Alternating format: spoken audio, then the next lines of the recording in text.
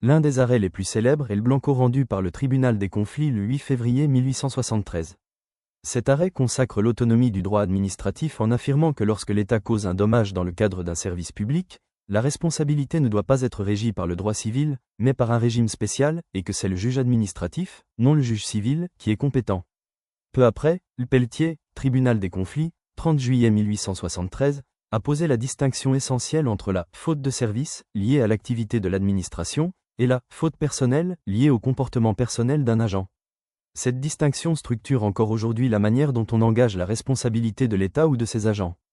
Un autre arrêt clé est l'Arrigui, Conseil d'État, 6 novembre 1936, qui a posé la théorie dite de la « loi écran ». Si un décret a été pris en application d'une loi, le juge administratif, à l'époque, refusait de contrôler la conformité de cette loi à la Constitution. La loi faisait obstacle, à des écrans. Pour finir, le Clause croissant, Conseil d'État, 7 juillet 1978, marque une étape importante dans l'articulation entre le droit interne français et les engagements internationaux.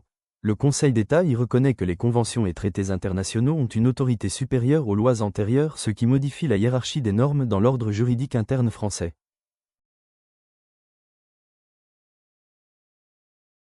L'arrêt Cadeau, CE, 13 décembre 1889, marque la fin de la théorie du ministre-juge.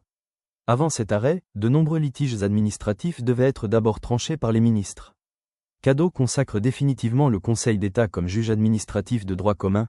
Désormais, tout justiciable peut saisir directement la haute juridiction. Cet arrêt fonde la compétence générale du Conseil d'État et constitue un pilier de l'organisation juridictionnelle administrative.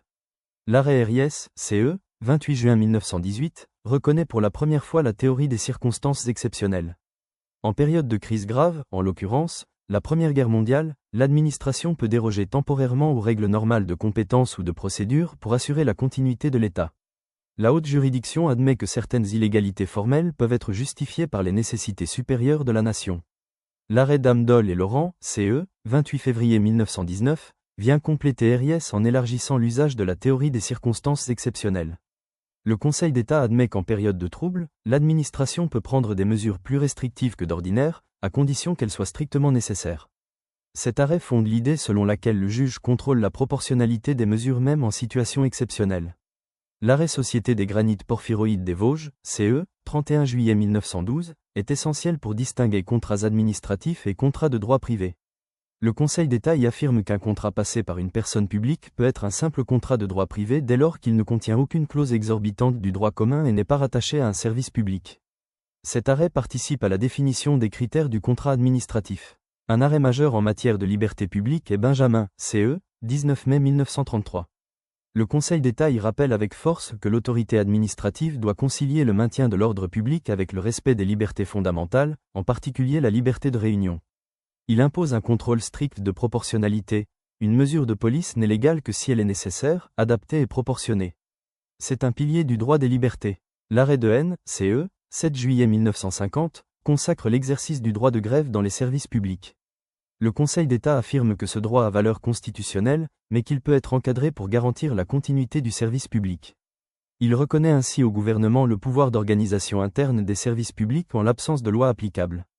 Enfin, l'arrêt Niccolo, CE, 20 octobre 1989, révolutionne le droit administratif en acceptant le contrôle de conventionnalité des lois. Le Conseil d'État affirme que les traités internationaux priment sur les lois, même postérieures. C'est un tournant majeur. Le juge administratif accepte enfin de vérifier qu'une loi respecte les engagements internationaux de la France, renforçant ainsi la hiérarchie des normes et l'état de droit.